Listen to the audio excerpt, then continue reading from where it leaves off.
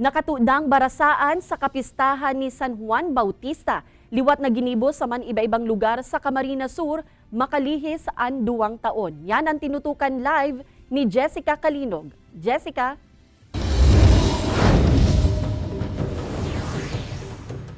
Kate, sa initial na assessment na kapulisan, matrayumpo asin nagin tranquilo ang pinakainot na beses na pagkondusir liwat nin mga aktibidad kan banwaan nin Goa Camarines Sur para sa saindang kapistahan sa tahaw kan pandemya. Saro sa mga namiss kan mga Goaenyo, an maribok, maugma, asin makolor na kapistahan sa banwaan nin Goa Camarines Sur. Kaya labing kaugmahan kan kadaklan, kan ang nakatuodang civic asin military parade na pigigibo antes an aldaw kan kapistahan, nadagos na makalihis ang 12 taong pandemya. Mas pinakulor man ang aktibidad kan presensya kan mga miyembro kan LGBTQIA+ community hali sa man iba-ibang lugar sa partido area. Isinabay man kaya nindadigdian sa indang Bulangiwog Partido Pride Day 2022 katakod kan selebrasyon kan Pride Month. Sigun ki Konsehal Hana Broquesa, chairman kan Committee on Tourism kan nasambit na banwaan, haros mayorya kan mga Goaenyo bakunado na. Nasa hababang alert level naman ang lugar, kaya pinagmarahay nindang gibuhon na liwat ang nakatuodang mga aktibidad. Halos daiden kami nag-invite pati katong mga activities ta. Pinabayaan mi lang si tao na magdigdi sa muya and kung ano ang gusto nindang madalan, karo-arog lang ka ito. And pinagmaray mi lang na talaga na for Goa lang ito. Aside duman sa LGBT na talagang partido-wide din siya. Kapistahan ni San Juan Bautista na patron kan banwaan ang mayor na pigsiselebrar sa aldaw na ini. Kaya ang nakatuodang barasaan procession, pigsagibo naman kan St. John the Baptist Parish.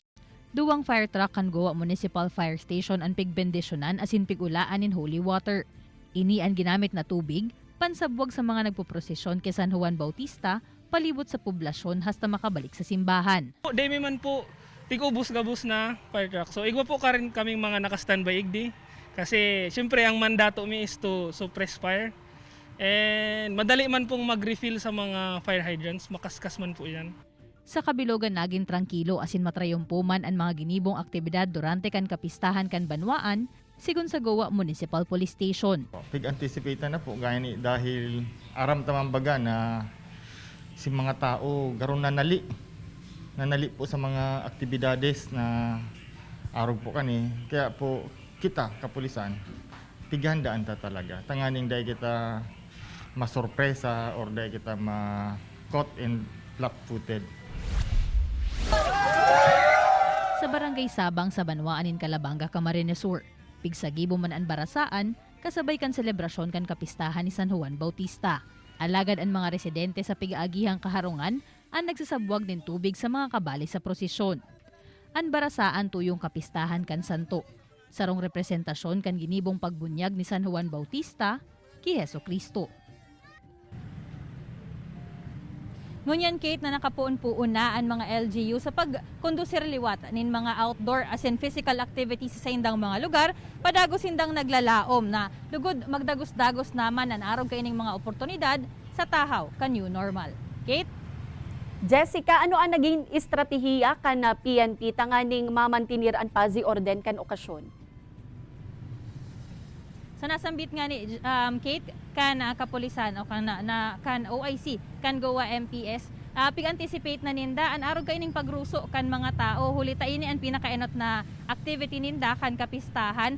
Kaya naghagad man sinda nin augmentation hali sa pagtaraid na banwaan. Kung saan naghagad sinda ning 20 na mga PNP personnel hali sa pagtaraid na banwaan na nagtao man ning asistensya sa inda sa pagbabantay durante kan mga aktibidad ngunya na kapistahan kan San Juan Bautista asin kan banwaan in Goa. Kate? Na sambitan mo man kasubago sa imong bareta na dakul ang nag-atindir sa okasyon. Panuman na mantinir ka nga gobyerno lokal na naipapautob paninda ang COVID-19 protocols?